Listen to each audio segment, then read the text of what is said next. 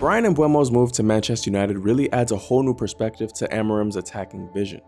For years, United have seriously lacked a right winger who can drive forward with the ball and be a consistent game changer.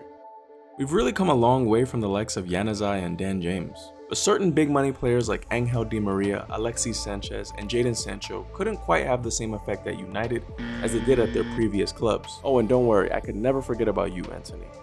More recently, Diallo has shown us the fruits of his labor in the past couple of seasons, but despite his tremendous ability, Amad has more room to grow. And with the ambitious signing of Mbeumo, United now have a credible right-hand side. Obviously, with Bryan Mbeumo's 20 goals and 7 assists last season in the league, he'll slot right into that right 10 position, meaning Amad is in contention to be a consistent option at right wingback. While Diallo has experience being an attacking fullback, Amarim wasn't against using Amad as a complete right wingback last season. In fact, he started Amad 10 times as a right wingback, and against Leeds, this was no different as once again Amad started as a wingback.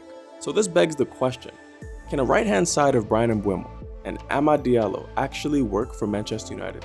To answer that, let's take a look into what both players excel at. Attacking. Now Bryan Mbeumo is a player who likes to carry the ball in transition, and he's excellent at isolating his defender 1v1 and applying a devastating finish at the end of it. Mbeumo also loves to run into space to receive the ball, as his deceptively good first touch and rapid pace give him an edge over a lot of Premier League defenders.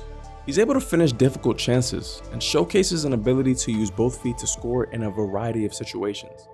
He's also not afraid to do the dirty defensive work and press from the front, which is another huge plus. He's exactly the type of player United have lacked for years. Mbeumo can also lurk inwards and be a nuisance in the penalty area. I think his experience playing striker for Brentford alongside Ivan Toney will benefit United, as he could sometimes act as a secondary striker in our system. Now Amad also loves to run into open space or take on his man. He can also operate in tight areas using his sneaky strength, close control, good agility and balance to get out of those tight situations. Amad is definitely a player who loves to start wide but come inward, which is similar to Mbeumo, but Amad has shown that he won't occupy the same space as our right 10, instead opting to attack the space left and behind the opposition defense. Amad is also very quick, both on and off the ball, which makes him difficult to stop once he reaches top speed. Having two players this powerful down the right is straight up exciting. And both players also have good in-game IQ, meaning developing a partnership between the two of them could see much more fluidity in how they interchange positions. Now that sounds great, right? While I'm excited to see how they gel together, there are still some concerns. For one, having two left-footed players on the same side could lead to us being a little bit predictable, as they may opt to constantly cut inside instead of driving down the wing and delivering a ball into the box. Now Mbeumo does like to cross the ball, given he crossed it the most out of any other Premier League player last season. We also need to be wary of tracking back, because like this goal against Brentford, Amad didn't. And then there's the obvious one.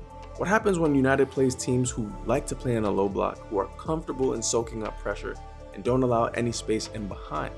Well, I think the collective skill set of Amad Diallo and Bryan Mbeumo means they both can excel with the ball in a tight area and with acres of space in front of them. Amad Diallo has shown time and time again that he's a very tricky player, and that he can wiggle his way out of any situation with his close control. And Bryan Mbeumo can seemingly create something out of nothing with his creativity and his vision. The addition of Matheus Cunha also gives us more attacking options against teams who like to sit back, as Cunha is another player who isn't afraid to free roam to find the ball and drive at the opposition. I think this season we have the ability to utilize much more of our squad against different types of setups.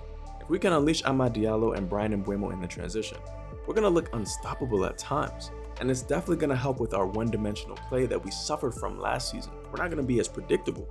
It's really all up to Ruben Amorim if he can find the right balance between Amad Diallo and Bryan Mbeumo, especially against the top teams. But if he can get both of these players firing, if he can get their connection and their partnership on point, United will be too hot to handle at times this season. Oh, and one more thought that I don't really think anybody seems to be mentioning. What happens when these guys go to AFCON? What do United do then? Let me know what you guys think in the comments below. Do you think that this is going to be a tremendous partnership in the making?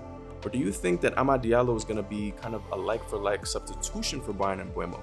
Do you think Ruben Amorim is going to go for a much more defense-minded defender in that right wing-back position? Or do you think Amad Diallo is for sure going to start in that position at the start of the season? Let me know what you guys think in the comments below. But as always, thank you guys so much for watching the video. God bless and have a wonderful day.